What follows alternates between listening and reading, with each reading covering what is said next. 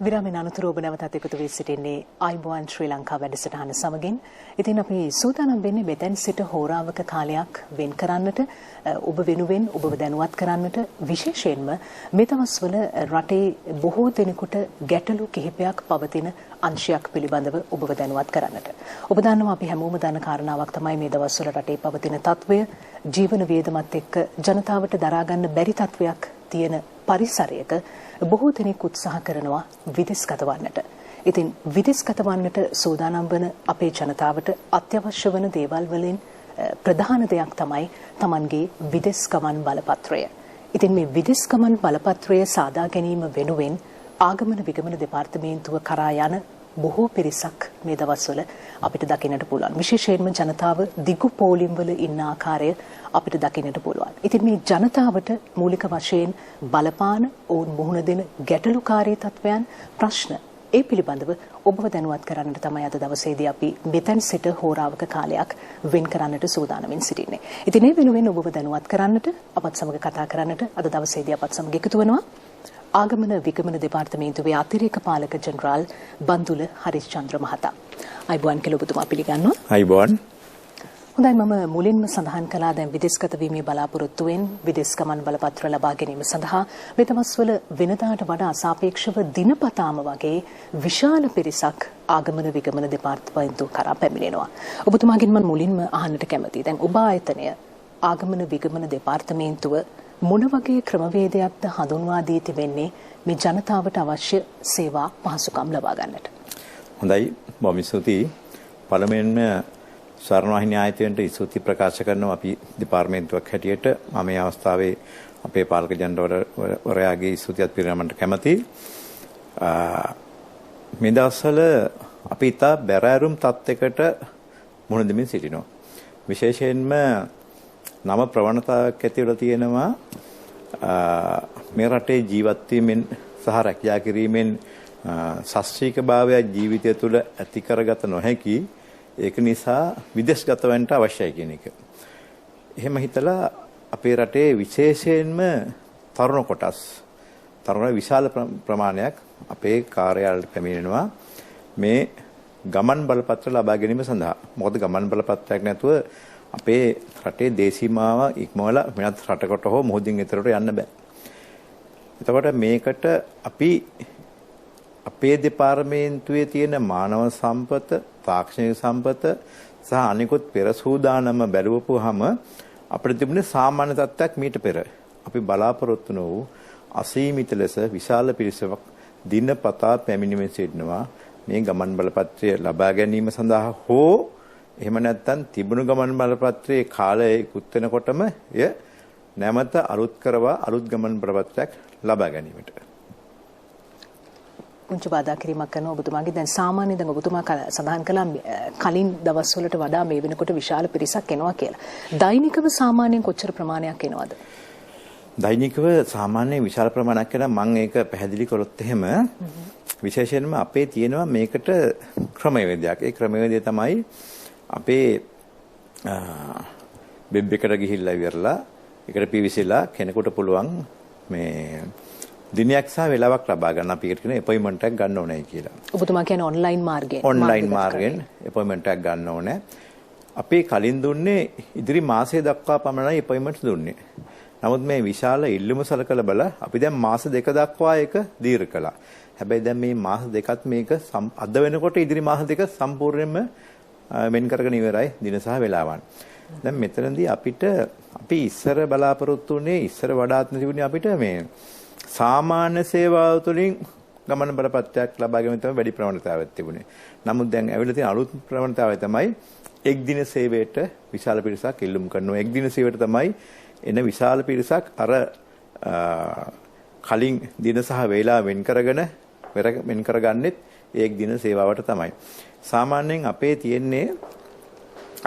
තියෙන ධාරිතාවය තමයි අපේ දෙපාර්තමේන්තුවට සාමාන්‍ය තත්ත්වයේ තුල එක් දින සේවාවෙන් 1000කුත් සාමාන්‍ය සේවාවෙන් 800කුත් ඉල්ලුම් පත්‍ර බාරගෙන ඒ සම්බන්ධයෙන් කටයුතු කිරීම. නමුත් ඒ සීමාව ඉක්මවා ගිහිල්ලා අපි එක් දින සේවාවෙන් දැන් 1000කට වඩා වැඩි ප්‍රමාණයක් ගන්නවා. සාමාන්‍ය සේවාවෙත් 800කට වඩා වැඩි ප්‍රමාණයක් ගන්නවා. දැන් අපි ගත්තොත් එහෙම මේ මාසේ දැන් අපි ඊයේ වෙනකොට මේ මාසේ විතරක් අපි ගමන් බලපත්‍ර නිකුත් කරලා තියෙනවා. දැන් අද 28 වෙනිදා 74000කට අධික සංඛ්‍යාවක්. 74000 කියන්නේ අපි කලින් බලාපොරොත්තු වෙන විශාල සංඛ්‍යාවක් නිකුත් කරලා තියෙනවා.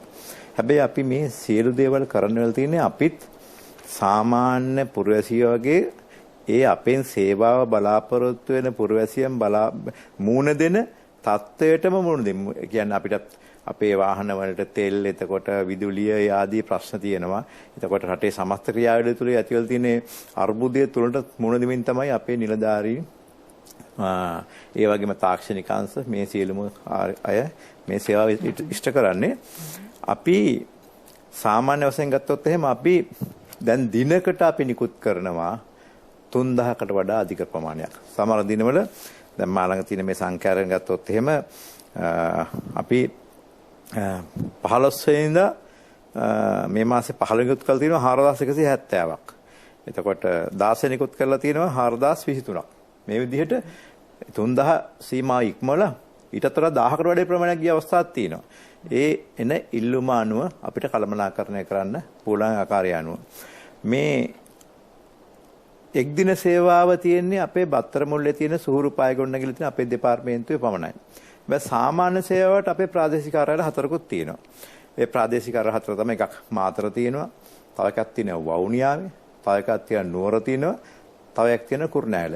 ඒ කාර්යාලවලත් දිනපතා විශාල වශයෙන්ම සාමාන්‍ය සේවා ලබා ගන්නත් පොලිම් වල මිනිස්සු රැඳිලා ඉන්නවා, පාරිභෝගික රැඳිලා ඉන්නවා, එයාගේ ඉල්ලුම් කරු රැඳිලා ඉන්නවා. ඒ තැන්වලත් මේ අපි බාර ගන්න වගේ මේ ඉල්ලුම් පත්‍ර බාර අරගෙන සාමාන්‍ය සේවාවටතේ යම්කිසි කාලයක් අරගෙන ඉවරලා ඒ බලපත්‍ර නිකුත් කිරීම කටයුතු කරනවා. අපි මේකට අත්‍යවශ්‍යම අපේ කාර්ය මණ්ඩලය සහ අපේ තාක්ෂණික මෙවලම් මොකද අපි මේක සම්පූර්ණ පරිගණක ගත කරපු දෙපාර්තමේන්තුවක් තාක්ෂණික භාවිතය තමයි සියලුම කටයුතු කරන්නේ. අපි පරිගණක භාවිතයෙන් මේ කටයුතු කරන ඒ පරිගණක වල වැඩ කරන නිලධාරීන්, ඒ වගේම සාමාන්‍ය කළමනාකරණ නිලධාරීන්, නියෝජ්‍ය පාලකවරුන්, සහකාර පාලකවරුන්, ඒ අංශ ප්‍රධානීන්, එතකොට මේ සිළුම දෙනා ඉමහත් කැපීමේ යුතුව මේ අවස්ථාවේ කටයුතු කරන බව අපිට පේන්න තියෙනවා. දැන් සරමංක ආයි කියන්න ඕනේ අපි සාමාන්‍ය සිවිල් සමාජයේ මේ අවස්ථාවේ මූණ දෙන ඒ ගැටලුවට මූණ දෙමින්ම තමයි අපි මේ සේවාව මේ වෙලාවේ සපයන්නේ. හොඳයි දැන් ඔබතුමා සඳහන් කළා මාර්ගගත ක්‍රමයට වඩා පහසුයි කියන කාරණාව තමයි වැඩියෙන් පොලිම් වල රැඳී සිටින්නේ නැතුව මේ විදේශ ගමන් බලපත්‍රය ලබා ගැනීමේ ක්‍රමවේදය. එතකොට දැන් මාර්ගගත ක්‍රමයට අනුව විදේශ ගමන් බලපත්‍රය ලබා ගැනීමට පැමිණෙන අයට මේ වගේ දිගු පොලිම් වල රැඳී සිටීමේ අවශ්‍යතාවයක් වෙන්නේ නැද්ද? ඔවුන්ටත් පොලිමේ රැඳී ඉන්න වෙනවද? මාර්ගගත ක්‍රමයට කලින් වෙලාවක් සහ දිනයක් වෙන් කරගෙන අය අපි ප්‍රමුඛතාවය දීලා ඇතුළට ගන්නවා. සාමාන්‍යයෙන් අපි 25 ඇතුළට 25 දෙනා 25 දෙනා ඇතුළට අරගෙන ඒගොල්ලෝ කෙලින්ම යොමු කරනවා අපේ ඒ තියෙන එක් දින සේවා පොලිමට හෝ සාමාන්‍ය සේවා පොලිමට. ඒක අපේ ආරක්ෂක අංශ එකම අපිට හමුදාව විශාල සහායක් දෙනවා, ශ්‍රී ලංකා පොලිස් දෙපාර්තමේන්තුව විශාල සහායක් දෙනවා. ඒ සහාය අරගෙන අපි අපේ නිලධාරීත් ඉන්නවා, කයිෂ නිලධාරීන්, ඒ අය මාර්ගෙන් අපි ඒ තැන්වල යොමු කරනවා. එතකොට අපි එතෙන්දී අංකයක් දෙනවා. ඒ අංකය අනුව තමයි ඒ දිගටම ඊට පස්සේ අවශ්‍ය කටයුතු වෙනකම්ම ඉල්ලුම් පත්‍රේ බාර දීලා මුදල් ගෙවනකම් මේ අවශ්‍ය කටයුතු කරන්නේ.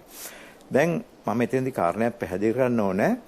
දැන් මේ මාර්ගගත ක්‍රමයෙන් යම්කිසි වෙලාවක් සහ දිනයක් ලබා ගන්නට බැරි වෙච්ච විශාල පිරිසකුත් දිනපතා අපේ කාර්යාලයට එනවා.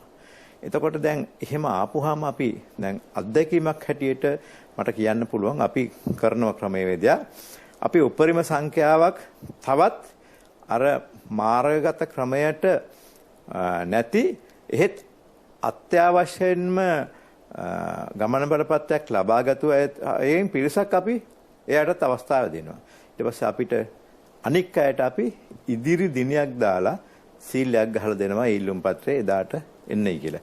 හැබැයි මෙතනදී එක කාරණයක් තහවුරු කරන්න ඕන මේ අවස්ථාවේ මේ ස්වර්ණවාහිනී මාධ්‍ය ජාලය හරහා ඒ පණිවිඩය තමයි අපේ දෙපාර්තමේන්තුව දෙන පණිවිඩය තමයි අත්‍යවශ්‍ය තත්වයක් නොමැතිනම් මේ දවස්වල කරුණා කරලා එන්න එපා. මොකද අත්‍යවශ්‍යම තියෙන තත්ත්වයට බාධාවක් වෙනවා. මේ අවස්ථාවේ සාමාන්‍ය වශයෙන් කෙනෙක් හිතන්න පුළුවන් මම પાස්පෝර්ට් එකක් අරන් තියාගන්න එක හොඳයි කියන එක. සාමාන්‍ය කෙනෙක් සමාවෙන පුංචි බාධා කිරීමක් කර ඔබතුමා අත්‍යවශ්‍ය කියලකින් හඳුන්වන්නේ විදේශ රැකියාව සඳහා යොමු වන්නට බලාපොරොත්තු වන පිරිස. විදේශ රැකියාව සඳහා යම්කිසි අවස්ථාවක් ලැබී තියෙනවා. බලාපොරොත්තු වෙනට වඩා අවස්ථාවක් ලැබිලා තියෙනවා. විදේශ රැකියාව විතරක් නෙමෙයි. සමහරට යාට ශිෂ්‍යත්වයක් හම්බෙලා තියෙන්න පුළුවන්. සමහරට පිටරට මොකක් හරි සමාගමකින් යාට ආරාධනයක් තියෙන්න පුළුවන් ඒ සම්මන්ත්‍රණයකට එහෙම සහභාගී වෙන්න පුද්ගලික අංශයේ මෙහෙම අවස්ථා තියෙනවා. එතකොට එහෙම නැත්තම් විශ්වවිද්‍යාලයක වැඩ කරන එක්කෙනෙක් නම් මේ ආචාර්යමණ්ඩල වැඩ කරන එක්කෙනා නම් එයාගේ ඊළඟ පශ්චාත් උපාධිය කරන්න යන අවස්ථාවක් එන්න පුළුවන්.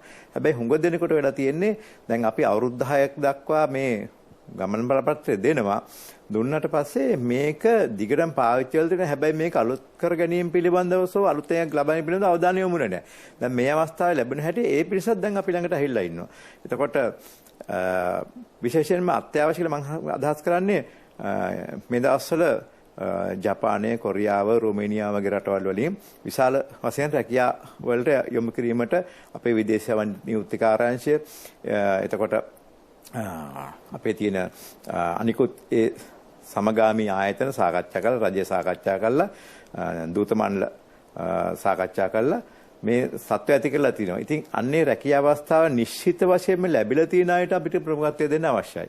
ඒ හින්දා කෙනෙක් පාස්පෝර්ට් එක අරගෙන මම පාස්පෝර්ට් කියන වචනේ භාවිතා කරන්නම්. මොකද ගමන් බලපත් කියන වඩා මිනිසුන්ට වඩා කිට්ටු පාස්පෝර්ට් කියන වචනේ. මේ පාස්පෝර්ට් එක ළඟ සාක්කුවේ හෝ ගෙදර ලාච්චුවේ දාලා තියාගෙන බලාපොරොත්තු වෙන්නට වඩා අත්‍යවශ්‍යම තියෙන අවශ්‍යතාවයේ තියෙන කට්ටියට එන්නේ කියලා තමයි අවස්ථාව දෙන්න කියලා අපි ඉල්ලා හිටින්නේ. මොකද අපිට මේ හරි අමාරුයි මේ විශාල ඉල්ලුම කළමනාකරණය කරගන්න අපේ තියෙන මානව සම්පත තාක්ෂණික සම්පත මත. මොකද අපි මම මුලින්ම කිව්වා අපි තා 1800කට වගේ පිරිසකට අපේ සේවා දෙන්න සූදානම් දෙපාර්තමේන්තුවක් දැන් ඒ වගේ 3 ගුණයක් පමණ ඉල්ලුම්කරුවෝ දිනකට ඉන්නවා. ඒ හින්දාම අපි ඉල්ලා හිටින්නේ. හැබැයි අපි අදහස් කරන්නේ එයින් ඉදිරියේදී අරයට දෙන්න හැයි කියලා. නමුත් ඉදිරියේදී සාමාන්‍ය තත්ත්වයටපත් වුනහම අපි කැමති වෙනවා එයටත් ඒ ගමන් බලපත්‍ර නිකුත් කරන්න. ඉතින් මෙන්න මේ තත්ත්වයක් තමයි අපිට දැනට අඳුරගෙන තියෙන්නේ. ඒ වගේම තමයි දැන් මේ ඔන්ලයින් ක්‍රමය ගැන කතා කරපු නිසා ඔබතුමාගෙන් අහන්නට කියලා හිතුණා. දැන් ඔන්ලයින් ක්‍රමයට තමන්ගේ પાස්පෝර්ට් එක විදේශ ගමන් බලපත්‍රය ගන්නට බලාපොරොත්තු වුණ කෙනෙක්ට ඒ අදාළ දිනය වේලාව වෙන් කරගෙන ආවට පස්සේ කොයිතරම් වේලාවක් ගත වෙනවද සම්පූර්ණයෙන්ම තමන්ගේ අතට අවසානයේ පාස්පෝර්ට් එක ලැබෙන්න? දැන් අපි වේලාව අපි හිතමු යට දීලා තියෙන 9:30 කියලාද? 9:30 වෙනකන් ඉන්න එපා කලින් එන්න. ආපුවාම අපි කොහොමද ඇතුළට ගන්නවා. ඇතුළට අරගෙන අපි එයාට පුළුවන් පැයක් ඇතුළත යාගේ ඇතුළේ තියෙන කාර්යයන් ටික අවසන් කරගන්න. පැයක් ඇතුළත කාර්යයන් ටික අවසන් කරගෙන අපි දෙන රිසිට් පත්‍රයක් මෙතනින් මතක් කරගන්න ඕනේ. එක් දින සේවාවට අපි එයාගේ નિયમિત ඒ තොරතුරු ඉල්ලුම් පත්‍ර, උප්පන්න සහතික, ජාතික හැඳුනුම්පත, කලින් પાස්පෝර්ට් එකක් තියෙනවා නම් ඒ ආදී සියල්ල ඉදිරිපත් කළාට පස්සේ ඒක අපේ සහකාර පාලකවරු සහ නියෝජ්‍ය පාලකවරයෙක් පරීක්ෂා කරනවා. ඒ කවුන්ටර්ස් තියෙනවා, ඒ කවුළු තියෙනවා. ඉතින් පස්සේ එයා මුදල් බැඳලා පස්සේ එතකොට එයාගේ ඇඟිලි සලකුණු ගත්තට පස්සේ මේ අපි රිසිට් එකක් නිකුත් කරනවා. මේ රිසිට් එක දෙන්නේ එකේ අපි අංකයක් දාලා දෙනවා. අපි හැබැයි රජයේ ගාස්තුව රුපියල් 15000ක් අය කරනවා උදේ අරගෙන හවස දෙන එකට.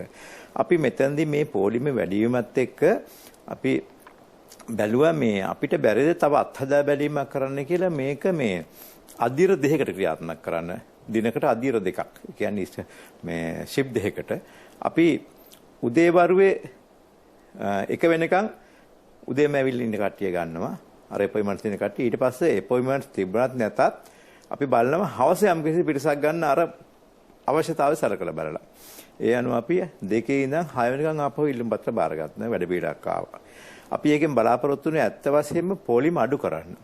හැබැයි අපි උදේ වරුවේ ගන්න ඒ ඉල්ලුම් පත්‍ර අපි කෙසේ හෝ රාත්‍රිය වෙනකොටම ඒ හවස වෙනකොට අපි ඒ ආපු පිළිවෙලට ඒ ගමන් බලපත්‍රයේ හවස නිකුත් කරනවා. අර මං කලින් කිව්ව රිසිට් එක ඉදිරිපත් කරාම ඒක නිකුත් කරනවා.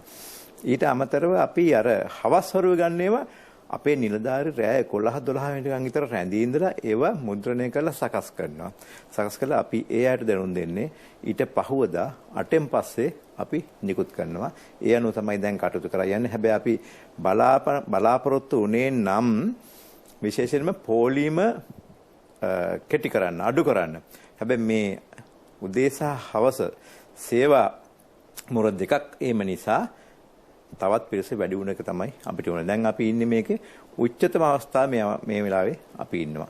ඒතකොට සාමාන්‍ය සේවාව අපි උදේවරුේ ගන්නවා. සාමාන්‍ය සේවාවට රුපියල් 3500ක් ගෙවන්න ඕන රජයේ ගාස්තුව. අර මං කිව්ව 15000 ගන්න ඕනේ එක් දින සේවයට 3500 සාමාන්‍ය සේවයට. හැබැයි අපේ සාමාන්‍ය සේවය අපිට සතියකින් දෙකකින් දෙන්න බෑ. ගමන් බරපත්‍රේ. අපිට ඕනේ යම්කිසි කාලයක්. අපි දැනට දැනුම් දීලා තියෙන්නේ අපිට මාස එකමාරකට යනවා. සාමාන්‍ය සේවයට ගමන් බරපත්‍රයක් දෙන්න හේතුව අපේ සම්පූර්ණ අපි ධාරිතාවයේ 90%ක්ම යොදලා තියෙන්නේ එක් දින සේවාවට. හොඳයි දැන් ඔබතුමා සාමාන්‍ය සේවය ගැන කතා කරපු නිසා අහන්න ඕනි කියලා හිතුණා. දැන් බොහෝ වෙලාවට අලුතෙන්ම විදේශ රැකියාවක් සඳහා මුල්වරටම විදේශගත වන්නට සූදානම් වෙමින් ඉන්න බොහෝ දෙනෙක් ඉන්නවා. සාමාන්‍ය ක්‍රමවේදයට අනුව තමන්ගේ පාස්පෝර්ට් එක හදාගන්නට බලාපොරොත්තු වෙන්න ඉන්න. මේ වගේ අයට අපි පුංචි පැහැදිලි කිරීමක් කරමුද?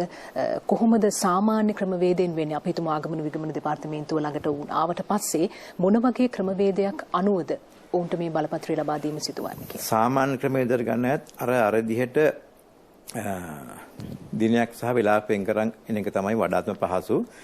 සාමාන්‍ය ක්‍රමයට කෙනෙක් බලාපොරොත්තු වෙනවා නම් එයාගේ මුදල් තත්ත්වය අනුව හෝ එයාට තියෙන අවශ්‍යතාවය තව ඉදිරියට කල් තියෙනව හෝ සරකලා බලලා එයාට කොළඹ එන්න ඕනේ නැහැ. බත්‍රමුලටම එන්න ඕනේ නැහැ. දැන් නුවර ප්‍රදේශයේ ආසන්න පළාත්වල ඉන්නව නම් දැන් අම්පාර කෙනෙකුට නුවරට ඇහිලා එක බාර දෙන්න පුළුවන්. ආපහු කොළඹ එන්න ඕනේ. මම උදාහරණයක් කිව්වේ.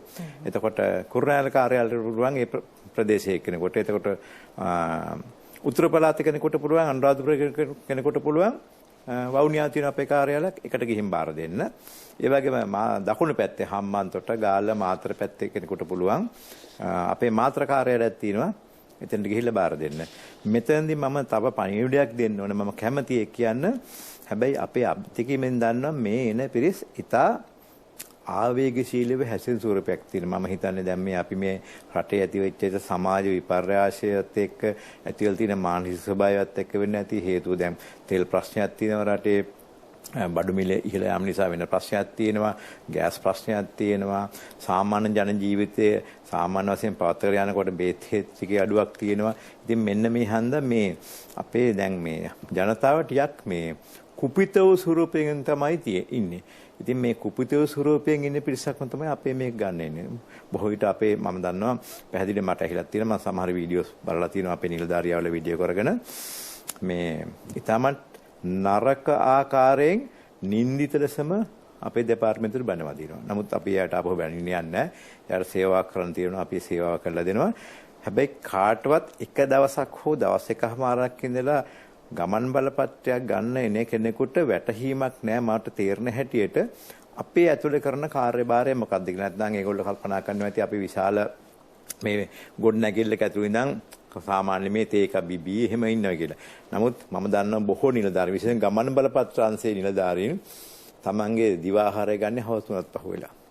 මේක පෞද්ගලික මන්දන කාරණයක්. එතකොට බොහෝ සංකීර්ණ ක්‍රියාවලියක යම් අඩුපාඩු සිදු වෙන්න පුළුවන්. ඒක සාමාන්‍ය තත්ත්වයක්. හැබැයි අපි උපරිම කළමනාකරණ හැකියාව යොදනවා, උපරිම උපායමාරයන් යොදනවා මේව අවම කරන්න. අපිට මේ සියල්ල නැති කරන්න බෑ. අවම කරන්න පුළුවන් කළමනාකරණ උපාය මාර්ග වලින් අපි ඒක කරනවා. විශේෂයෙන් පාලක ජනරාල්තුමා සියලු දැනුම උපදෙස් දීලා තියෙන්නේ. ආපහු අපි වාදයකට පැටලෙන්නේ නැහැ. එනේ කස්ටමර්ස්ලාගේ සම්බන්ධයෙන් මොන හරි ගැටලුවක් ඇති වුණොත් එහෙම නැත්නම් යාට බැනවදින්නේ නැහැ. අපි යාට සේවාව දෙන්න ඕන හොඳම ආකාරයට අපි සේවාව දෙනවායි කියන්නේ. මොකද ඒ අය සේවාවක් ලබා ගන්නේ විශේෂයෙන්ම රජයට මුදලක් ගෙවලා. දැන් වෙනත් සමහර රජයේ කාර්යාලය තියෙනවා මුදල් ගෙවීමෙන්තර සේවා ලබා දෙනවා. හැබැයි අපේ දෙපාර්තමේන්තුවේ සේවාවන් 90%කටත් වඩා තියෙන්නේ මුදල් ගෙවා ලබා ගන්න සේවාවක්. විශේෂයෙන්ම දැන් අපි දෙන වීසා ගන්න ගියපොත් ඒ විදිහට එතකොට ද්විත්ව ප්‍රතිභාය ගන්න ගියත් ඒ විදිහට එතකොට විදේශ දූත මණ්ඩල හරහා පිටරට ඉඳලා කෙනෙක් પાස්පෝර්ට් එක අලුත් කරගන්න අපිට අපි කරන සේවාව. ඒතර ගුවන්තොටුපළේදී විදේශගත වෙන හැක් හෝ ගුවන්තොටුපළෙන් පැමිණෙන හැක් සම්බන්ධයෙන් කටයුතු කිරීමේදී ඉතින් මේ සම්බන්ධයෙන් අපිට තියෙන අපි ආදායම් උපයන දෙපාර්තමේන්තුවක් හැටියට අපි සේවාව දෙන්නේ මුදලක් අය කරලා රජයේ නියමිත ගාස්තු අය කරලා. ඉතින් ඒකින්ද මේ එක්දින සේවාවට එන පිරිස විශේෂයෙන් මම ඉල්ලා හිටින්නේ ඔබගේ එක්දින සේවාවට ඔබ එන්නේ ඔබගේ අවශ්‍යතාවය තව ඉදිරියට තියෙන හන්දා ඒ නිශ්චිත මාසෙකමාරක් විතර කාලයක් ඔබට නිවැරදිව ගත කරලා ඒක ලබා ගන්න පුළුවන්. කොළඹ වෙන්න එපා. කරුණාකරලා අපේ ප්‍රාදේශීය කාර්යාලය වලට යන්න. හැබැයි ප්‍රාදේශීය කාර්යාලවලත් මේ දවස්වල විශාල තදබදයක් තියෙනවා. එහෙනම් මේ පොලිමට ආවට පස්සේ පුළුවන් තරම් ඉවසීමෙන් කටයුතු කරන්න කියලා තමයි ඉල්ලා හිටින්නේ. පහුගිය දවස්වල මම දැක්කා සවිකා මේ වීඩියෝ කරලා මට ගෙනත් දුන්නා අපි ආරක්ෂක අංශයෙන්. මේ මටත් පාලක ජනරාල්තුමාට මේ එක්කෙනෙක් මේ තාප්පයක් උඩ නැගලා අර කනුවරතුනලා මේ බැනවදිනවා. අපිට දුන්නා නම් අපි මේක පෑ දෙකකින් ඉවර කරනවා කියලා. ඉතින් ඒවා සාමාන්‍යයෙන් අපි හිතලුවට හිතේ කියන කියන කතා ඒ පුරවැසියන් හැටියට. නමුත් එහෙම පෑ දෙකකින් මෙහෙම ගන්න පුළුවන්කම තියෙනවා නම් මම දන්නේ ඒක කොහොමද ක්‍රමයේ කියලා. මොකද මේක විධිමත් වූ කාර්ය පටිපාටියකට අනුව නීත්‍යානුකූලව කරන ව්‍යවස්ථාපිත ලියවිල්ලක් ලබා දීම අපි කරන්නේ. ඉතින් මේ ව්‍යවස්ථාපිත ලියවිල්ල ඉතින් නිවැරදිව ආරක්ෂා සහිතව මේක අපි ලබා දිය යුතු වෙනවා. මම හිතන්නේ ඔබට ඊටමතු පැහැදිලිව වැටහෙන්නට ඇති මොනතරම් වූ බාහිර කාර්යභාරයක්ද ආගමන විගමන දෙපාර්තමේන්තුව ඔබ වෙනුවෙන් කරන්න කියන කාරණාව. ඉතින් දැන් මෙතෙන්දී දැන් මේ දිගු පෝලිම් ගැන කතා කරද්දී ඔබතුමත් සඳහන් කරා මිනිස්සු ටිකක් ආවේගශීලීව තමයි මේ දවස්වල Tamanගේ වැඩේත් කරගන්න ගමම්ම පොඩ්ඩක් ඔවුන්ගේ හැසිරීම පිළිබඳව යම් ගැටලුකාරී තත්වයන් තියෙනවා කියනවාක. දැන් මේ වගේ වෙලාවකට දැන් මේ දිගු පෝලිම් තියේදී ජනතාව අතරින්ම නැගින චෝදනාවන් අතරින් ටිකක් වැඩිපුර අවධානයට ලක්වන දෙයක් තමයි ඇතැම් පිරිස් බලහත්කාරයෙන් මේ පෝලිම් වලට පිරිස් යොදවනවා කියන කාරණාව. ඒ වගේම තමයි ඇතැම් පිරිස් මුදල් අය කිරීමකුත් මේ පෝලිම් වලදී සිදු කරනවා. මේ ඇතුලේ මේ වැඩේ කරගන්නට නම් රුපියල් 100ක් අවශ්‍යයි, රුපියල් 200ක් අවශ්‍යයි මේ වගේ දේවල්ට. දැන් මෙතෙන්දී ආගමන විගමන දෙපාර්තමේන්තුවේ අනුබලයකින් මේ දේවල් වෙනවා කියලා තමයි පිටින් ඉන්න ජනතාව චෝදනා කරන්නේ. අපි ඒ ගැන දැනුවත් කිරීමක් කරමු. මේක හොඳ ප්‍රශ්නයක් එක ශවිකා. විශේෂයෙන්ම මේ අපේ රට මේ පෙරදිග ආසියාතික රටක අපි ජීවත් වෙන්නේ. මේ මම කැමති පොඩ්ඩක් අපේ දෙපාර්තමේන්තුවෙන් පිටට පොඩ්ඩක් අවධානය යොමු කළා. විශේෂයෙන්ම අපේ රටේ මේ රාජ්‍ය ආයතන ගැන තියෙන ප්‍රතිරූපය අපි කුඩා කාලේ ඉඳන් මේ රටේ තිබුණේ හොඳ ප්‍රතිරූපයක් නෙමෙයි. විශේෂයෙන්ම මොනියම් හෝ වැඩක් කරගන්න නම් අපිට මොනියම් හෝ එක්ක අඳුරන කෙනෙක් ඉන්න ඕනේ. මම උදාහරණයක් හැටියට කිව්වොත් එහෙම දැන් අපේ ගෙවල් වුණත් ඒ කාලේ මේ දැනුත් එහෙම තමයි. මේ අපේ කවුරු හරි ස්පිරිතාලේ ඇතුළත් කරොත් එහෙම නැත්නම් බේටියක් ගන්න ගියොත් එහෙම අපි ඉස්සෙල්ලම හොයලා බලන්නේ අඳුරන කෙනෙක් ඉන්නවද කියලා. ඊට පස්සේ බලනවා අපි මේ පොදුවේ බලන මිනිස්සු මොනවා හරි ඒකට සන්තෝෂමත් දීලා වැඩේ කරගන්න. ඉතින් මෙන්න මේ தත්වයන් ඇති වුණේ මේ රාජ්‍ය සේවාව තුළ ඉන්න යම්කිසි පිරිසකගේ යම්කිසි අකටයුතුකම් නිසා වෙන්නේ නැති කියලා මම හිතනවා. නමුත් පුරවැසියනුත් මේකට යම්කිසි පෙළවීමක් කරනවා කියලාත් මම හිතනවා. හැබැයි මේ අපේ ආගමන නිගමන දෙපාර්තමේන්තුවේ ගැන ඉස්සර තිබෙන ප්‍රතිරූපයට වඩා යම්කිසි හොඳ ප්‍රතිරූපයක් දැන් තියෙනවා. නමුත් අවාසනාවකට යම් අවස්ථාවලදී යම් අකටයුතු සිදුවීම් සිද්ධ වෙලා තියෙනවා. දැන් ඒකට මමත් තවත් නිලධාරී කීප දෙනෙකුත් මේ සම්බන්ධයෙන් අපි වෙනම කතිකාවතක් කරලා අපි වෙනම වැඩපිළිවෙලක් කරගෙන වෙනම විශේෂයෙන්ම අපි මේකට සම්බන්ධ නොවිය යුත්තේ කෙසේද කියන එක දෙපාර්තමේන්තු නිලධාරීන් හැටියට අපි යටතේ වැඩ කරන අය සම්බන්ධ නොකළ යුත්තේ කෙසේද කියන හැටියට මම මේ වෙලාවේ මතක් කරන්න කැමතියි. මෙන්න මේ தත්ත්වය සමාජ විශ්ලේෂණාත්මකව අඳුරගෙන තමයි එවකට හිටපු අපේ පාලක ජනරාල්වරුන් සහ ඒ අමාත්‍යාංශ ලේකම්වරුන් සහ රජය කල්පනා කළා මේකට වැඩපිළිවෙලක් යෙදුවා. මේ වැඩපිළිවෙල තමයි මේ ආගමන විගමන දෙපාර්තමේන්තුව සේවය කරන ඉතා දැඩි ලෙස වෙහෙසලා සේවය කරන පිරිසක් නිසාත් මුදල් ලබාගෙන දෙන සේවාවක් නිසාත් රජය විසින්ම අමාත්‍ය මණ්ඩල තීරණයක් මත තීරණය කළා යම්කිසි වැටුපට අමතරව වෙනම දීමනාවක් ගෙවනවා.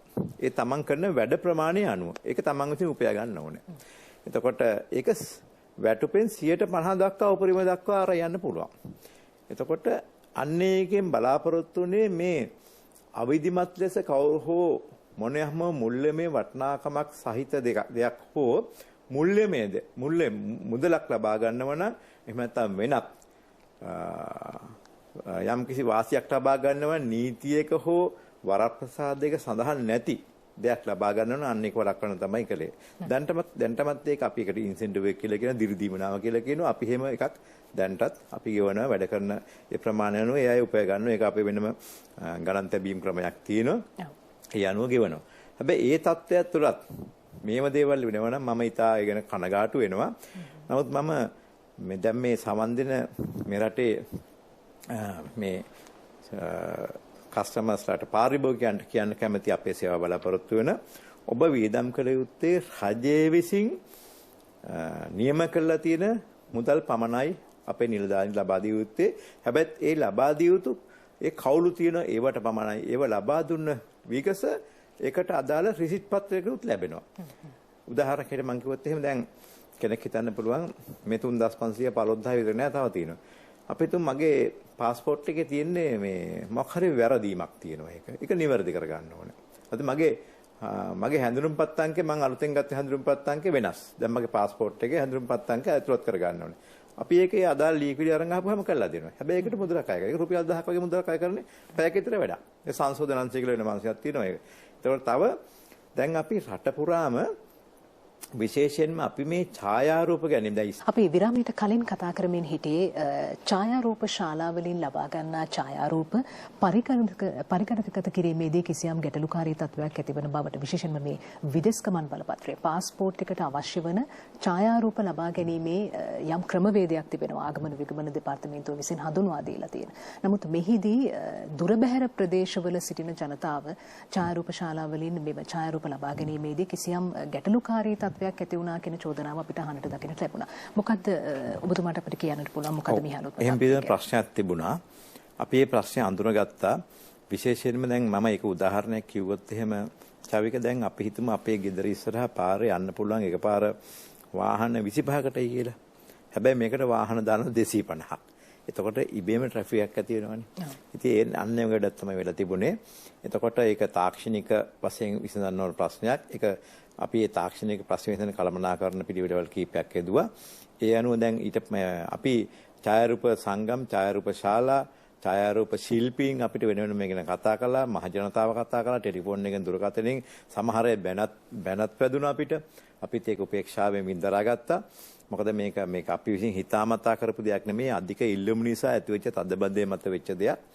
ඒකින්ද දැන් අපි 21 වෙනිදා ලංකාවේම ඡායාරූප ශාලා හිමියන්ගේ සංගමයේ මේ රැස්වීමක් තිබුණා. ඒ දිස්ත්‍රික්කවල සියලුම නියෝජිතයන්, ඒ කියන්නේ ඒ දිස්ත්‍රික් ඡායාරූප ශිල්පීන්ගේ ඡායාරූප ශාලා හිමියන්ගේ දිස්ත්‍රික් සංගම් වල සභාපතිවරයා, භාණ්ඩාගාරික ලේකම්වරයා නියෝජිතයන් කැඳවලා ලංකාවේම තිබුණ රැස්වීමක් මේ දෙහිවල ගල්කිස්සේ.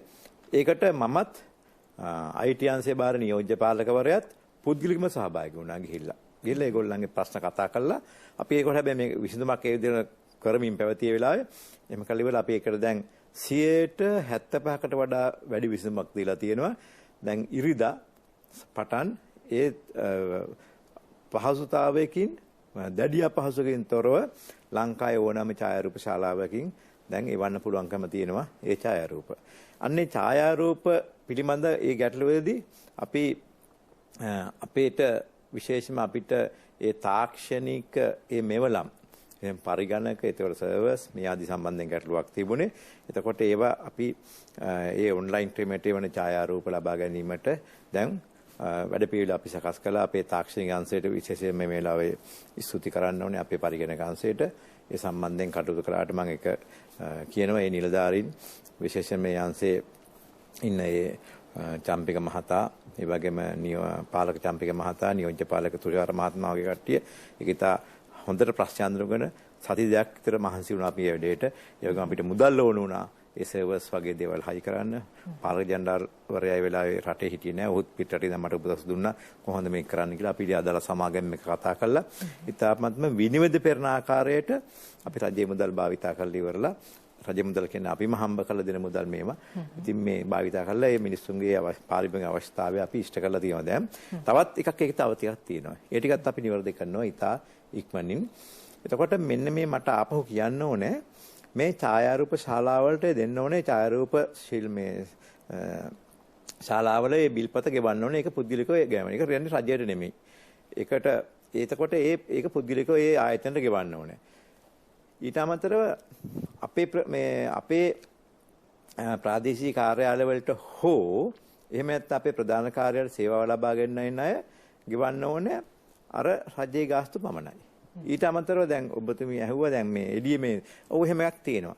දැන් පාර කන්ට්‍රෝල් කිරීම ටිකක් අපිට අමාරුයි. ඇත්තටම අපිට බෑ ඒක. අපේ පාලනයෙන් බැහැරයි. දැන් පාරේ විවිධ පුද්ගලයෝ ඉන්නවා. ත්‍රිවිල් වල කට්ටිය ඉන්නවා, පාරේ ඇවිදින කට්ටිය ඉන්නවා, ඒ හරි කඩවල් දාගෙන ඉන්න කට්ටිය ඉන්නවා. ඉතින් මේගොල්ලන්ගේ මේ විවිධ සමාජ ස්තරයන් වල මේ අය ජීවත් වෙනවා. මේ ජීවත් වෙන අය මොනවාමෝ කූට ක්‍රමකින් හෝ වෙනත් යම් කිසි ක්‍රමයකින් විශේෂයෙන්ම මේ දැන් අපිට දැනගන්න තියෙන මේ පොලිමේ ඉඳලා පොලිම විකුණනවලු මුදලකට. පොලිමේ ස්ථානයේ විකුණනවලු.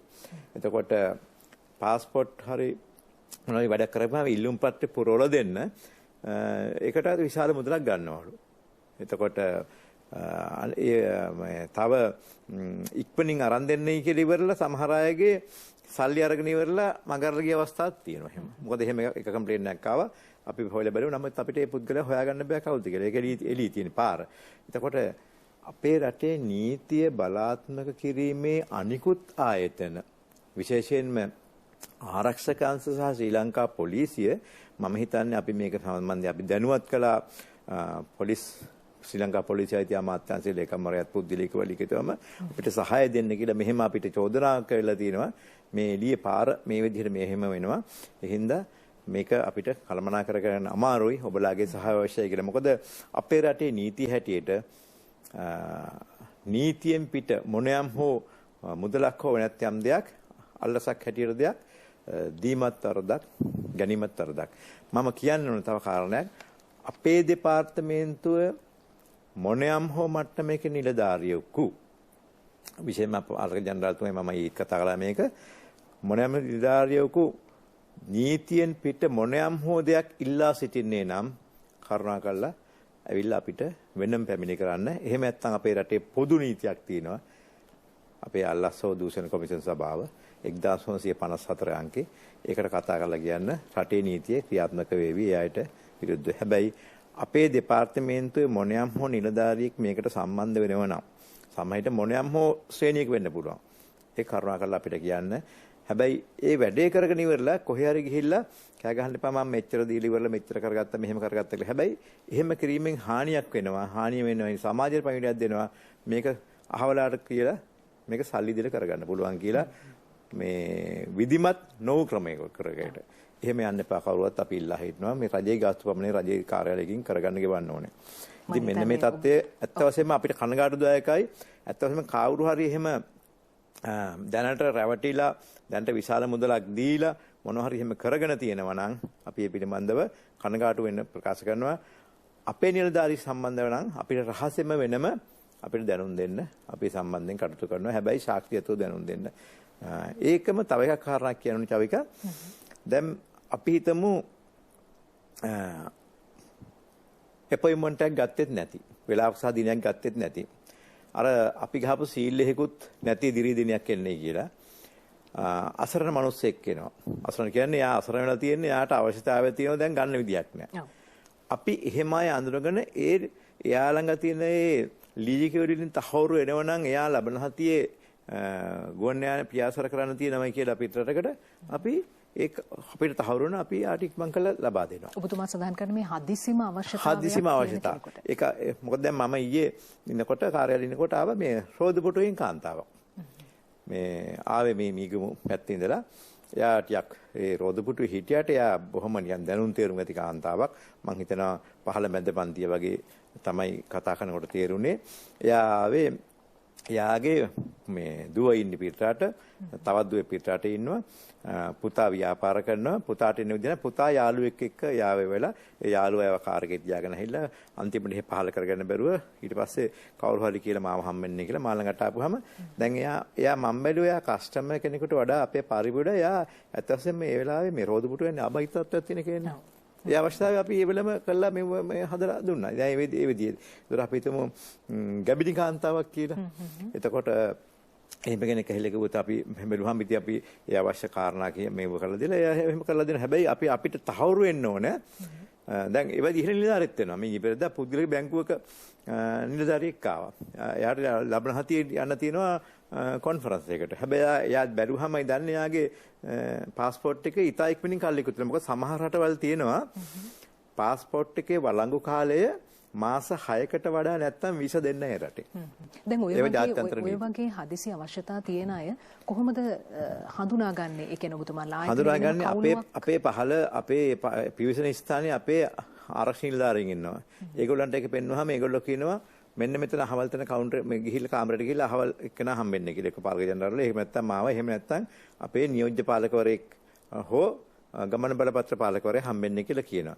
එතකොට එතනට යමු වෙනවා. එතකොට අපි ළඟට ආපුවාම අපේ වැඩ කරන කවුරු හරි යාට කිව්වහම මෙහෙම ගැටලුව කියලා ටක් ගාලා අපිට දානවා. එතකොට අපි වෙනම අස්සනක් දාලා වෙනම ඒක සඳහන් කරලා ඉවරලා කාර්ය සඳහන් කරලා එයාගේ තියෙන ඒ ස්වභාවය සඳහන් කරලා ඔක්කොම කරලා ඉවරලා අපි ගමන බලපත්‍ර අංශයට යවනවා. මෙයාට මේ අංකයක් දෙන්න ඉවරලා මෙයාගේ මේ ලබා ගන්න මෙයාට මේ අවශ්‍ය ලීකියවිලි මේ සමග ඉදිරිපත් කරලා තියෙනවා. අපි ඒක සටහනක් දානවා. සටහනක් දාලා අපි ඒකට යවනවා. අපි එහෙම හුඟක් වෙලාවට අපි කරනවා. ඒක තව එකක් තමයි මේ සමහර අය විදේශගත වෙලා ඉන්නවා අම්මාරි තාත්තාරේ එයා ලංකාවට එනවා. දැන් ඊට පස්සේ පවුලම අරන් යන්න තියෙනවා. හැබැයි එනකොට එයා එන්නේ අර ආපහු යන ටිකට්ස් එහෙවත් අරගෙන එන්නේ. එතකොට දැන් ගුවන් සමාගමේ මේ ටිකට් එක තියෙනවා නම් අපිට තහවුරුවක් තියෙනවා මේ අහවල් දවසේ තමයි යන්න තියෙන්නේ කියලා. එතකොට විශේෂයෙන්ම මේ කුඩා දරුවන්ගේ මොකද අපි දැන් ඊයේ ඉපදුන නම් දරුවෙක් අපිට අපේ අද પાස්පෝර්ට් එකක් දෙන්න පුළුවන්. අපි අවුරුදු 16ට වඩා අඩු දරුවන් සඳහා පාස්පෝර්ට් ටිකුත් කරනවා. ඒ පාස්පෝර්ට් හැබැයි ගන්න අම්මයි තාත්තයි දෙන්නම ඕනේ. දරුවා අරන් එන්න ඕනේ. අම්මයි තාත්තයි දෙන්නම දරුවගේ උපෙන සාතිකේ ඒ වගේම දෙමව්පියන්ගේ ජාතික හැඳුනුම්පත් ආදී ඒවා ඉදිරිපත් කරනවනේ. මොකද හැබැයි අම්මයි තාත්තයි දෙන්නම මේකට ලියවිල්ලක් තියෙන වස්සම් කරන්න. මොකද ඒකේ ලියවිල්ල තියෙන්නේ ඒ දෙන්නම කැමති කියලා දරුවට પાස්පෝර්ට් එකක් ගන්න. මොකද සමහරට අම්මලා තාත්තලා සමහරට වෙන් වෙච්ච අවස්ථා තියෙනවා. නීතියෙන් හෝ සාමාන්‍ය විදිහට වෙන්ව ජීවත් වෙනවා. ඉතින් එහෙම අවස්ථාවකදී අපි සමහරට නීති ප්‍රශ්න වල මුහුණ දීපු අවස්ථා තියෙනවා. අපේ අත්දැකීම් තියෙනවා. ඒකෙන්ද අපි කියන්නේ දෙන්නම එන්නෝනේ. කාට හරි එක්කෙනෙකුට එන්න බැරි නම් අපි ඒකට අවස්ථාව දෙනවා. අපි හිතමු තාත්තා පිටරට එක්ක අම්මා පිටරට. දරුවා මේ තාත්තයි හරි අම්මා හරි මෙහෙ ඉන්නේ. එතකොට ඒ රටේ අපේ කොන්සල් ජෙනරාල් ඉස්සරහා ප්‍රකාශයක් කළේ. ඒ ප්‍රකාශය අපිට එව්වහම අර අම්මයි කරන් ආපුවාම නැත්නම් තාත්තයි කරන් ආවම අපි ඒක හදලා දෙනවා. ඉතින් මෙන්න මේ විදිහට අපි අර අවශ්‍ය සමහර ඒවා අපේ නීතිය ලියලා නැහැ. හැබැයි ප්‍රායෝගිකයෙන් අපේ ප්‍රායෝගිකත්වය මත අපිට තහවුරු වෙනව නම් අර නීතියෙන් අහන කාරණේ මේකෙන් මේ තහවුරු වෙනවයි කියලා අපි ඒ අවශ්‍යතාවය කළා දෙනවා. හැබැයි පැහැදිලි විදිහටපත් කරන්න ඕනේ. ඔව් ඒ කියන්නේ ජනතාවට සහනය ලබා දෙන්න පුළුවන් තැන උපරිම සහයෝගය දක්වන්නට උපරිම සහයෝගය දක්වනවා. ඒකම තමයි උතුමාගෙන් අහන්නට ඕනේ දැන්. මොකද මට විනාඩියක් දෙන්න. මොකද මම හිතනවා මම දෙපාර්තමේන්තුව මත තමයි රටක නීති තිබිය යුත්තේ ජනතාවට ඒ කියන්නේ නීතියට හසුවන්නන්ට පහසුතාවය ඇති කිරීමට පිණිස මිස අපහසුතාවයට පත් කිරීමට නොවේ. හරියටම හරි. තමත් ජනතාවට තියෙන මේ දවස්වල ලොකු ප්‍රශ්නයක් තමයි මේ ගමන් බලපත්‍ර ගාස්තු සංශෝධනයක් සිදු වෙනවාද කියන කාරණාව. ඒ ගැනත් බොහෝ දෙනෙක් හරියට විවිධ මත පළ කරනවා. මෙහි සත්‍ය අසත්‍යතාවය ගැන අපි ඔබතුමාගෙන් දැනගන්න කැමතියි. ඒකේ කිසිම සත්‍යතාවයක් නැහැ. මොකද ගාස්තු සංශෝධනය නම් කියන්නේ අපි ගාස්තු අය කරන මං කියන විදිහේවා එකක් අපි වීසා වර්ග විශාල ප්‍රමාණයක් තියෙනවා. ඒවෙන් ගාස්තු අය කරන බොහෝ විට වීසා පිටරටින් ඉඳලා එන කෙනෙක් හරි පිටරටින් ඉඳලා ගෙවනවා නම් හරි ඒක අපි ඩොලර්ස් වලින් ගන්නෙ. එතකොට වීසා ගාස්තු තියෙනවා අපේ ද්විත්වපුරසි ගාස්තු තියෙනවා. ද්විත්වපුරසි භාවය දෙනකොට අපි ඒ ද්විත්වපුරසි භාවයට ඉල්ලුම් කරන ලද ඉල්ලුම් පත්‍ය අනුමත වුණාම අපේ වෙනම කමිටුවක් තියෙනවා. ඒ කමිටුව අනුමත කරාට පස්සේ ඒක නීතියෙම තියෙන කමිටුවක්. අනුමත කරාට පස්සේ ග්‍රෙදර් ගෘහමූලිකයා ඒ පෞලික ගෘහමූලිකයා ගෙදර නෙමෙයි පෞලික ගෘහමූලිකයා ලොකු මුදලක් ගෙවන්න ඕනේ. සමාජිකයෙන් සාමාන්‍ය මුදලක් ගෙවන්න ඕනේ. එතකොට ඊට අමතරව ගමන් බලපත්‍ර ගන්න සාමාන්‍ය සේවාවට 3500යි එක්දින සේවයට 15000යි. එතකොට සංශෝධනයක් කරගන්නවා කියන්නේ මම මෙතනදි කියන්නේ සංශෝධන කියන්නේ හුදේ සංශෝධන කියලා හිතනවා. දැන් පරණ ගමන බලපත්‍රයක් තියෙනකොට කෙනෙක් හිතනවා මේ කාලය ඉවරනහම මේක සංශෝධනය කරලා දින දීර්ඝ කරලා මේ සමහර අය ටෙලිෆෝන් කරලා මේක කන්ටිනියු කරලා දෙන්නයි කියලා. අවලංගු වෙච්ච ගමන් බලපත්‍රය කන්ටිනියු කිරීමක් නෙමෙයි කරන්නේ ආපහු අලුතෙන් ගමන් බලපත්‍රයක් නිකුත් කරනවා. හැබැයි අපි 4 වෙනි පිටුවේ අර කලින් ගමන් බලපත්‍රයේ අංකය සඳහන් කරනවා. මොකද ඒක පහසුතාවය පිණිස. මොකද කලින් ගමන් බලපත්‍රයේ කලින් විදේශගත වෙච්ච ඒවා හෝ ගත වීසා ස්ටිකර් සලවල තියෙනවා. ඒකින්ද ඒක දෙක බයින්ඩ් කරලා තියාගත්තාම ඒක ඒ කස්ටමර්ට හුඟක් පහසුයි. ඒ ගුවන් මගියට හුඟක් පහසුයි. එතකොට මෙන්න මේ එතකොට සංශෝධනය කියලා කියන්නේ අපි හිතමු ඒ પાස්පෝර්ට් එකේ තියෙන මම කලින් කිව්ව නමේ ඊ අකුර වෙනුවට එයා ගහලා තියෙන ඒ අකුර. දැන් අපි තවයක් කියනවා අපි ගමන් බලපත්‍රය නිකුත් කරද්දී අයදුම්කරු පුරවන ආකාරයටම තමයි අපි දෙන්නේ. සමහර අය පුරවනකොට කාලවුව හරි පුරව ගන්නකොට සමහරට ඒ අකුර ඊ අකුර වෙනුවට මාරුල පුරවනවා.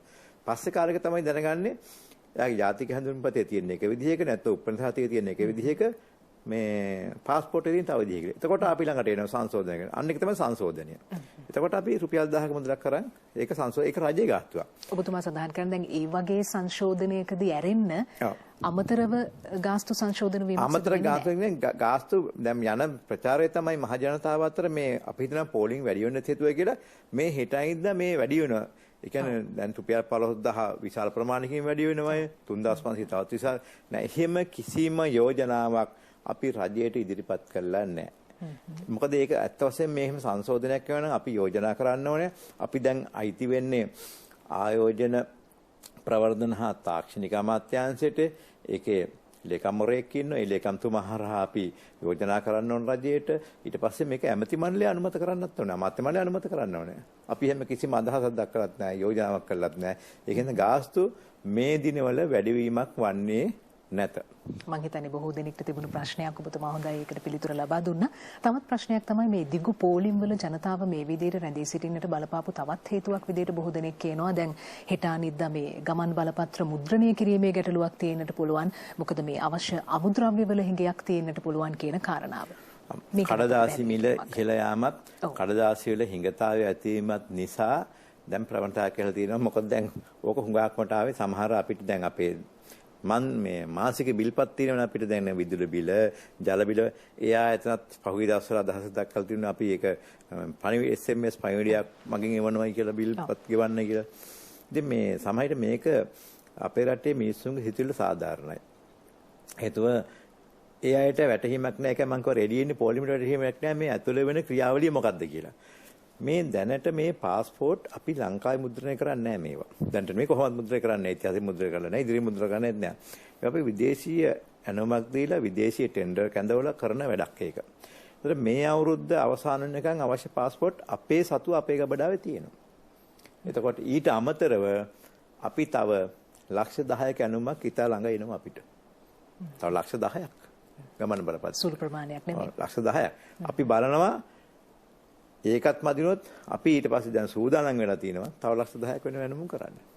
එතකොට ඒකයි කඩදාසි හිඟුණයි කියලා પાස්පෝර්ට් නැතිවීමක් වෙන්න අපි ඉඩ තියන්නේ නැහැ. මොකද හේතුව මෙහි කඩදාසිය මේ පාවිච්චි කරන්නේ ඒ කඩදාසිය බලන්න ඔබ අතේ પાස්පෝර්ට් එකක් තියෙන ඒ කඩදාසිය සුවිශේෂ කඩදාසියක්. ඒක ඇතුලේ අර දියසලකුණ කියම හසරැල්ලුව හම්පෙන් දියසලකුණු තියෙන ඒ කියන්නේ වෝටර් මාක් කියලා කියනවා. ඒ විදිහ කඩදාසියක් ඒක අපි විදේශ රටවල මුද්‍රණය කරලා ගේන්නේ පොත හැටියටම හදලා ගේන්නේ. ගෙනහැල්ලා අපි කරන්නේ ඔබගේ ඡායාරූපය, ඔබගේ විස්තර, එතකොට ආදී අතුලත් කරලා ඉවරලා ඔබට ඒක ලැමිනේට් කරලා ඉවරලා අපේ තියෙන තාක්ෂණික මේවලම් වලින් අපි ඔබට නිකුත් කරනවා. ඔබට ඒ වගේ අපේ තාක්ෂණික රඳවා ගැනීම වලට ගබඩා වලට ඔබගේ විස්තර ඒ પાස්පෝර්ට් එකේ තියෙන අංකයත් එක්ක අපි අතුලත් කරලා තියෙනවා. પાස්පෝර්ට් එක අවුරුදු 10ක් වළංගුයිනේ.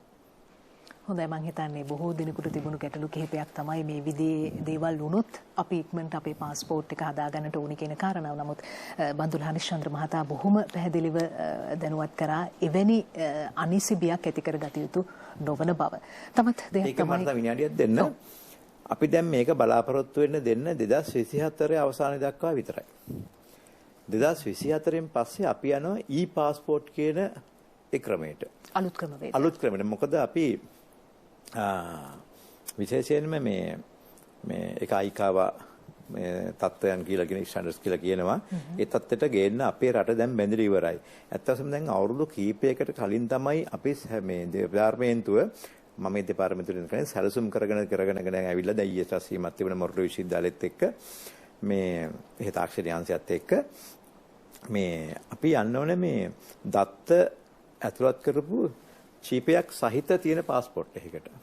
එතකොට ඒක මේ දැන් තියෙන પાස්පෝර්ට් එකට වඩා ලෝකෙ පිළිගන්න ඉහළ මට්ටමේ තාක්ෂණික මට්ටමට ගෙනාපු මේ પાස්පෝර්ට් එකක්. ඉතින් අපි ඇත්ත වශයෙන්ම දැන් අපි අමාත්‍ය මණ්ඩලයට මෙවරක් දැන්නුවා අපි මේක ඉක්මනින් ගම මේ යනවා මේ අපි දැන්ට මේක 2024 අවසාන භාගය වෙනකන් විතරයි දැන්ට තියෙන මේ પાස්පෝර්ට් එක මේ විදිහට නිකුත් කරන්නේ. මොකද ලෝකේ දැන් හුඟක් නව ශ්‍රීලන්තය එතකොට කැනඩාව ඕස්ට්‍රේලියාව ඇමරිකාව වගේ රටවල් මේ પાස්පෝර්ට් වල ගුණාත්මක හුඟක් ඉහළ ගහලා තියෙනවා. ඉතින් අපිත් මේ මට්ටමට එන්න ලෝකේ මේ විශේෂයෙන්ම මේ ගුවන් ගමන් තොටුපළ ආදී වල වෙන කාර්යයන් වලට බලපානවා අපේ රටේ තියෙන මේ પાස්පෝර්ට් එකේ තියෙන මේ ඒ ගුණාත්මක භාවය. ඒකින්ද අපි බලාපොරොත්තු වෙනවා. දැනට අපි සම්බන්ධයෙන් කටයුතු කරමින් යනවා. තව පොඩි විසඳාගත්තු ගැටලු කීපයක් ඊයේ රැස්වීමේදී අඳුරගත්තා. විශේෂයෙන්ම අමාත්‍යාංශය සම්බන්ධ වුණා අපිට දැන්ට ඉන්නේ අතිරේක කැමරාවට සම්බන්ධ වුණා. මොරටු විශ්වවිද්‍යාලය සම්බන්ධ වුණා. අපි 2024 අග වෙනකොට අපේ රටේ මිනිස්සුන්ට අපේ රටේ පාරිභෝගිකයන්ට પાස්පෝර්ට් එකක් අවශ්‍ය කරන අයට විශේෂයෙන්ම මේ පාස්පෝර්ට් එකක් විද්‍යුත් ගමන් බලපත්‍රයක් දෙන්න ඕනයි කියලා. හොඳයි මම හිතන්නේ තවත් අලුත් දෙයක් අපි හැමෝටම දැනුවත් වෙන්නට හොඳ කාරණාවක් මේ අලුත් තාක්ෂණයත් එක්ක අපේ මේ ආයතනත් මේ විදිහට හොඳ ගමනක් යන්නට බලාපොරොත්තු වෙමින් ඉන්නවා කියන කාරණාව. අවසාන වශයෙන් මම ඔබතුමාගෙන් අහන්නට කැමති අපිට කාලය කෙමින් ගෙවිලා යන නිසා අපි වැඩසටහනේ සමාප්තිය සනිටුහන් කරන්නට අවශ්‍ය නිසා දැන් තවමත් දැන් ඔන්ලයින් ක්‍රමවේදය සාමාන්‍ය ක්‍රමවේදය මේ ක්‍රම දෙකම තිබුණත් බොහෝ පිරිසක් දෛනිකව දිනපතාම එනවා ආගමන විගමන දෙපාර්තමේන්තුවට තමන්ගේ අවශ්‍යතාවය ගුවන් ගමන් බලපත්‍රය પાස්පෝර්ට් එක හදා ගැනීමේ බලාපොරොත්තු වෙන්නේ. ඉතින් මේ ආගමන විගමන දෙපාර්තමේන්තු ගොඩනැගිල්ලෙන් පිටත දිගු පෝලිමක රැඳී සිටිනවා උදේ දිවා රැ වෙලාවක් නැතුව කාන්තාවන් පිරිමි ભેදයක් නැතුව මොවුන්ගේ ආරක්ෂාව සම්බන්ධයෙන් සහ මොවුන්ට අවශ්‍ය වන පහසුකම් සපයා ගැනීම සම්බන්ධයෙන් ආගමන විගමන දෙපාර්තමේන්තුව පැත්තෙන් කිසියම් වැඩපිළිවෙලක් තිබෙනවද ඒ අවශ්‍ය පැතිවලට ඒ වැඩ කටයුතු බහර දීමේ හෝ කිසියම් හෝ වැඩපිළිවෙලක් තිබුණාද? මොකද විටින් විට ජනතාවගෙන් යම් චෝදනාවන් ලැබෙනවා අපිට ප්‍රමාණවත් ආරක්ෂාව මොකද කාන්තාවන් ගොඩක් වෙලාවට රාත්‍රියේ රැය පහන් කරනවා පොලිමේ ඉඳගෙන. ඉතින් මේ අයට යම් කිසි සහනයක් ලබා දෙන්නට කිසියම් වැඩපිළිවෙලක් තිබෙනවද? ඒක ඉතා හොඳ ප්‍රශ්නයක් චවිකා. මේ ඒකයි මම අර මුලින් කිව්වේ මේ රටක පාලනයේදී නීතිය බලාත්මක කිරීමේ ආයතන වල සහාය අපිට අවශ්‍යයි. ඒ වගේම පළාත් පාලන ආයතනයේ සහාය අපිට අවශ්‍යයි. විශේෂයෙන් මම මෙතන මේ අපේ ප්‍රාදේශීය කාර්යාලවලත් අපේ ප්‍රධාන කාර්යාලය අවටත් පැඳී ඉන්න පිරිසගෙන් සහ එන්නට බලාපොරොත්තු වෙන ඉතා කාරුණික ඉල්ලීමක් කරන්න කැමැති. අපි මේ පරිසරයට හරි ආදරේ. දැන් මේ වෙලාවෙත් මම එනකොටත් අපේ මේ සූරුපාය ගොඩනැගිල්ල ඉස්සරහා විශාල පිරිසක් ඉන්නවා. මේ ගමන බලපත්‍රය ලබා ගන්න. ඔබම බලන්න ඔබගේ වටපිට බිම පොඩ්ඩක් නෙත්තරලා කොච්චර කඩදාසි කැලි බිම දාලා තියෙනවද? කොච්චර කෑම මුල් තැන් තැන් වල වීසි කරලා තියෙනවද? කොච්චර හිස් වතුර බෝතල් තැන් තැන් වල දාලා තියෙනවද? වාහන වලට ඒව කොච්චර අහු වෙලා තියෙනවද කියලා. මම ඉල්ලා හිටින්න කැමති අපි මේ රටට ආදරේ නම් පරිසරයට ආදරේ නම් ඇයි මගේ කුණු මට එක තැනකට දාන්න බැරි? එහෙම නැත්නම් මගේ කුණු ඇයි මගේ මල්ලකට දාගෙන ගෙදර අරයි යන්න බැරි ආපහු යනකොට? දැන් අපි පළාත් පාලන ආයතනයේ ඉල්ලීමක් කළා කරුණාකරලා මේවා දිනපතා හොදන්නේ. ඒවටත් අවශ්‍ය අර සාමාන්‍ය තත්ත්වයටත් අර තසේ වහනවල තෙල් අරමේ වුණනේ. ඒ ප්‍රශ්නේදී ආයතනත් මුණු දිලා තියෙනවා. අපිට දැනගන්න දින ආකාරයට. ඒකින්ද අනික දැන් අපේ ගෝල්ඩින් මේ බිල්ඩින් එකේ අර එක පියුසුමක තියෙන ලස්සන විශාල පොකුණක්. ඒ පොකුණ කිට්ටුව තමයි එහා පැත්තේ පාර තියෙන්නේ. දැන් රෑ ඉන්න ගම වතුර බෝතලේ බීලා මේ හිස් වතුර බෝතලේ අර පොකුණට තමයි වීසි කරන්නේ උඩින්. ඉතින් මේව හරි අසෝබනයි. මේ දේ කරන්න එපා. අපි ඔබට සේවය කිරීමට ඉතා සැදී පැහැදී සිටින ඔබේ අවස්ථාව ඉස්ස කිරීමට. හැබැයි ඔගුණත් අපිට සහායයක් අවශ්‍යයි. දෙවෙනි කාරණේ තමයි අර මම දැක්ක සමහර මාධ්‍යවල කියන බලන්නකෝ අපිට යන්න බාත්රූම් එකක් නැහැ. එතකොට වතුර ටිකක් බොන්න තැනක් නැහැ කියලා. ඔබට එළියේ මහපාරේ වැසිකිලි මේ පහසුකම් තනිපර පහසුකම් ලබා දීමට අපිට හැකියාවක් නැහැ මම ඍජුව කියන්නේ. හැබැයි මම ඒකේ පුළුල් දෙයක් දකිනවා අපේ රටේ තාමත් අපි අසමත් වෙලා තියෙන කොච්චර දියුණු වුණත් අපි මානසික වශයෙන් අපේ සාක්ෂරතාවය වැඩි වුණත් අපේ කළමනාකාර ක්‍රමවේදීමත් මම දන්නේ හැටියට අපේ රටේ බොහෝ නගරවල සහ බොහෝ ස්ථානවල පොදු වැසිකිලි සපයා දීමට නම් අපි එදා ඉඳන්ම අසමත් වෙලා තියෙනවා.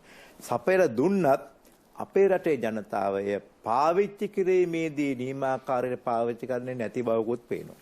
මේ දෙපැත්තම තියෙනවා. ඔව්. ඉතින් ඒක මම පොඩ්ඩක් මට චුට්ටක් ඉඩ දෙන්න. ඉතින් මම ඉල්ලා හිටින්නේ අපේ ගොඩනැගිල්ලට ඇතුළට ආවට පස්සේ අපි ඊටාම් පහසුකම් තියෙනවා.